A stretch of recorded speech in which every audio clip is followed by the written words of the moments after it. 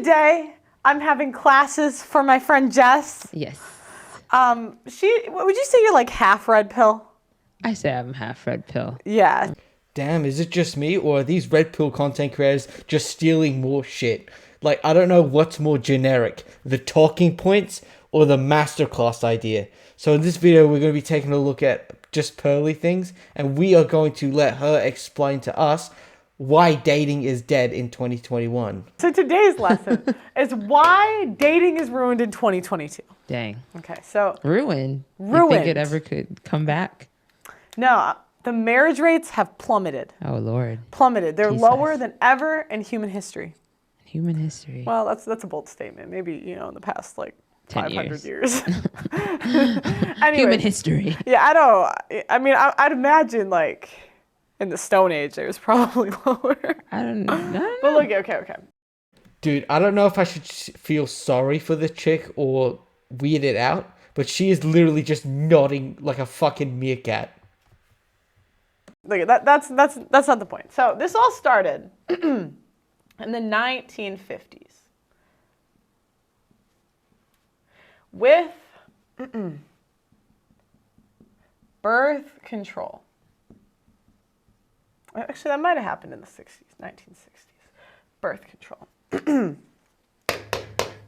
Now, what happened with the development of birth control? This led to, hoes. Well, here's the problem though.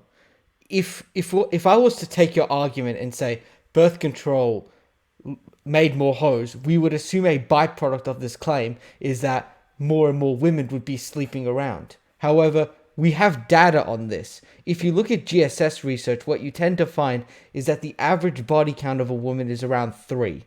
Now, the difference between pre-sexual revolution to post-sexual revolution, it went from 1 to 3.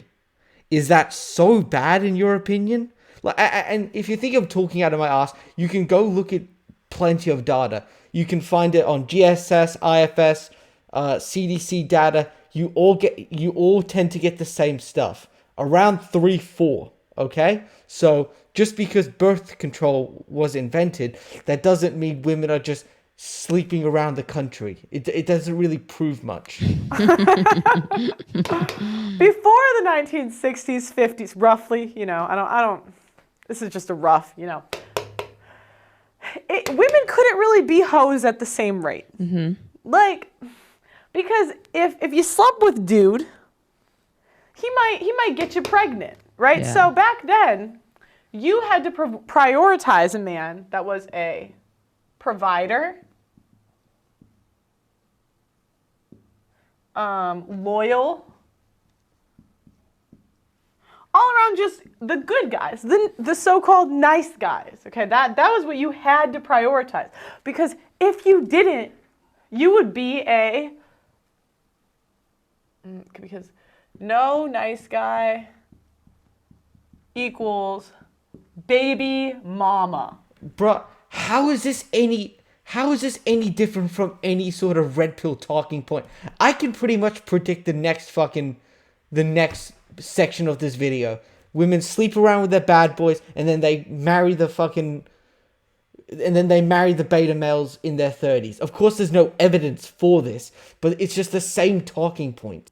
So back then, baby mama was actually, you should be ashamed if you're a baby mama. Mm-hmm. That was the worst thing you could do. If you slept with more than 2 people, you a hoe. Slut. Oh, blessing. How does a girl sound with a 2 as a body count nowadays? Blessing. He said it's a blessing. Blessing. The men pray for 2. No, we don't. So if you look at our evolutionary past, we really care about virgins. So if you're going to make the argument of what men want, evolutionarily speaking, it's usually a virgin. 2, no. Of course, nowadays, we know 2, 3, a little bit of dating around, that's okay. Because before the 60s, women couldn't be hoes at the same rate. So back then, the fathers were involved, the brothers, and they would vet the guy. They would say, is this guy good enough to screw my daughter? What do you mean the fathers were involved? They still are. It's the same process. It's like, how is this has changed? How is this has really changed? We still do this. So when we, as women, when the hoes got the opportunity to be the hoes, they started banging. They called them, all right, Chads, Tyrone.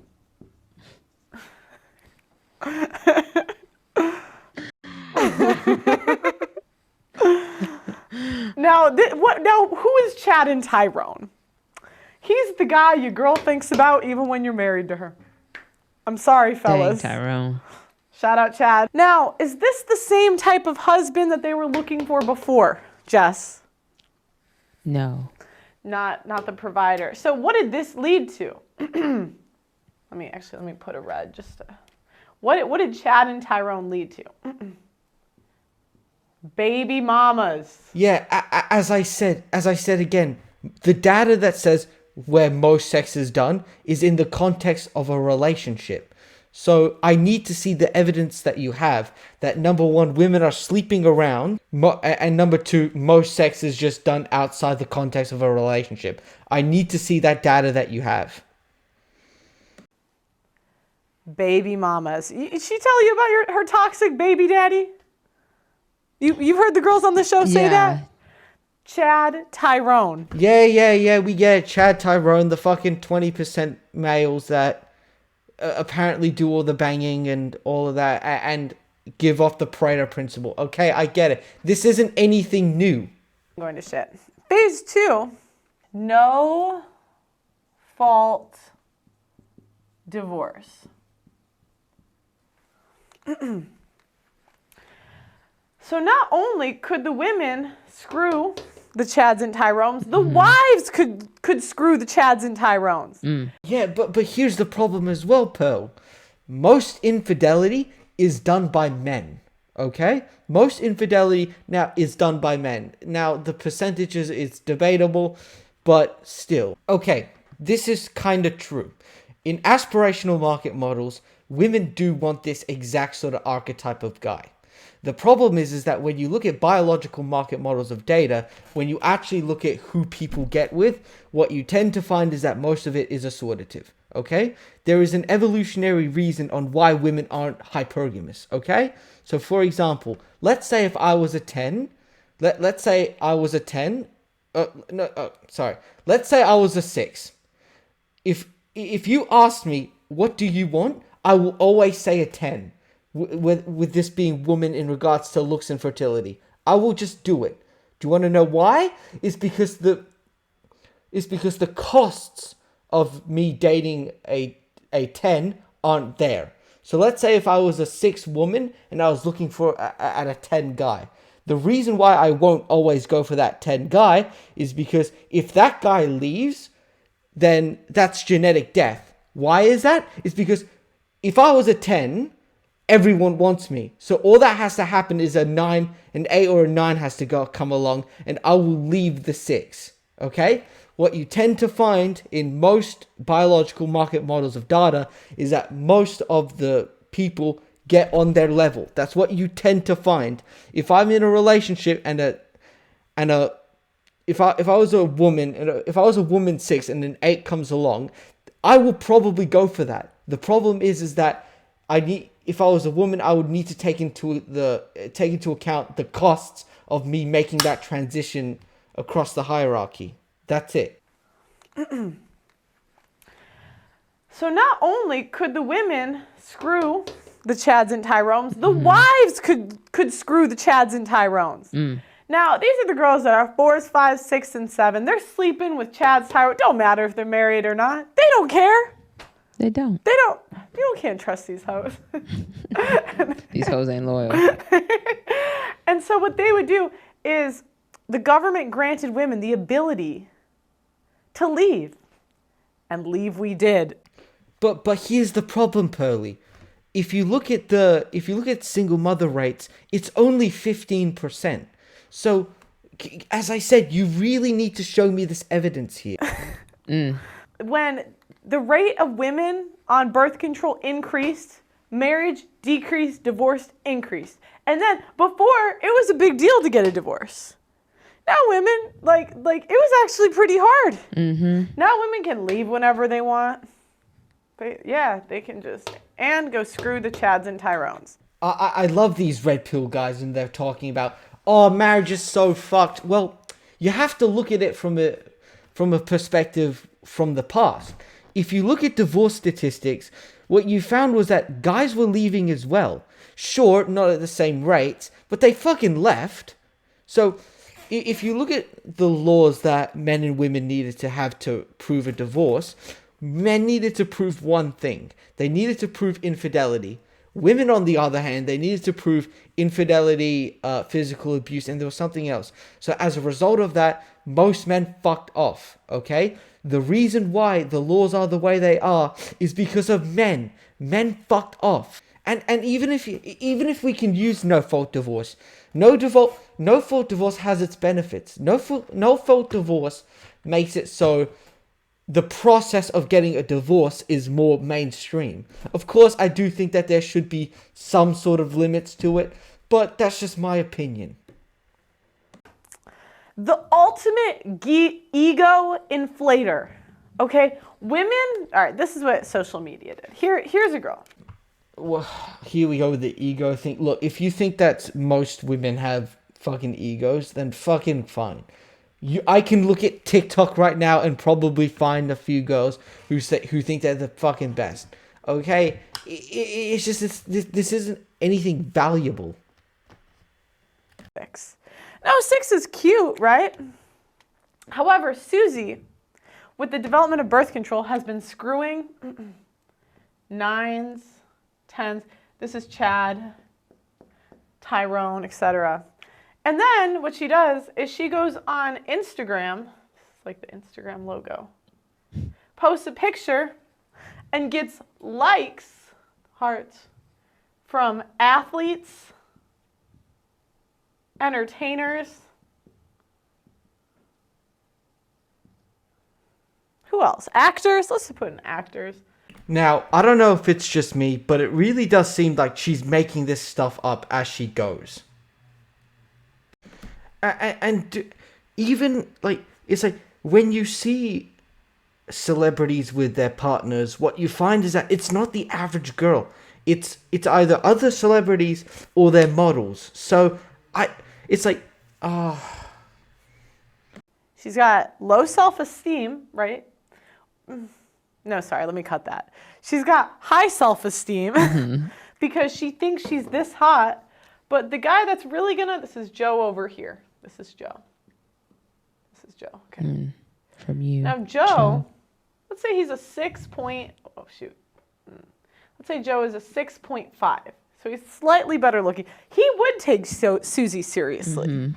But she's been ran through by these guys, and now his wife has got this high-ass body count. She slept with all these guys.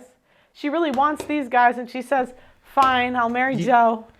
Time's running out. Oh my god. I can't believe I'm explaining this. It's like, this is the exact same talking point of the rational male. They fuck all the hot guy in the foam cannon party, and they settle for the, what is it, the beta male. It's like, it's like, it's not even her idea. Dang. And it basically inflated, and now Susie's just a metaphor for average women that think they're deserving of athletes, entertainers, when really they were deserving of Joe. But Joe's like, this is my wife. She's been ran through by all the entertainers, the athletes, whoever. Oh, so you admit that they're average, but you can't do a simple Google search to, number one, find out the average body counts of women, or where most sex is happening? You're telling me you can make up this entire story about Susie, but you can't make a simple Google search? You're telling me that? Oh boy. I'm going to just do a recap, because first, birth control allowed hoes to be hoes. Then, the provider, then the hoes don't pick the providers, they pick the chads. Then no fault divorce allowed the hoes to leave. Then the government funded them leaving. And then social media made girls that are 6s think they're 9s and 10s and deserve 9s and 10s and think they're too good for the guy that's on their level. And then they marry the guy that's on their level. And then they're thinking about these guys and they're like, damn, I wish I could have had those guys. And so what they do is they break up their home because they think they can do better and they can't. But then what happens? At the end of the day, there's no consequence because of you simps who bail them out. Class dismissed. Well, fuck, that's 10 minutes I'm never going to get back. It's like she opened her mouth, but nothing actually came out. Like that's exactly what happened. She opened her mouth, and she's given the exact same talking points as the rational male. That's it. It's like, interesting story, you just need to show me your evidence. When you actually, I've already said this before, when you actually look at who people get with, what you tend to find is that most of it is assortative. If I go to a woman through a survey and I ask, what do you want? She will give me a 10. As I said, do you want to know why? It's because the costs aren't there. That's the reason why. Fuck me. These talking points are just getting so predictable. It's like, I was literally 2 minutes in and I could already tell where this video was going. Like that's how predictable this shit is getting.